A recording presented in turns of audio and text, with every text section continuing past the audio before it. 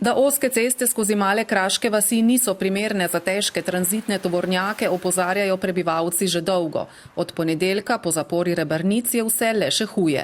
Nobene varnosti, nobenih pločnikov, otroci se bojijo na cesto, jih pošiljamo po stranskih poteh in zdaj posledično še dodatno so zaprli Rebrnice in še kamioni iščejo poti, katere bi prej prišli v Italijo.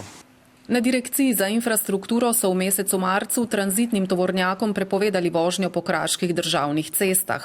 Ali jih je od takrat kaj manj, ni povsem jasno, vsekakor pa jih je v tem tednu več. Smo mi dobili precej obupanih klicev strani občanov, da postaje nevarno po Sežani. Kamioni seveda iščejo bližnjice in ko iščejo bližnjice, uporabljajo regionalno cesto skozi Sežano. Kljub temu, da je Sežana kot cesta zaprta za tranzitni tovorni promet. Največje težave, ki se pojavljajo, je to, da se vozniki tovornih vozil ne držijo določenih pravil, kot je vzpostavljanje reševalnega pasu, prehitevanje med vožnjo po avtocesti ter vožnja v lokalni promet oziroma v območje, kjer je to njim strogo prepovedano.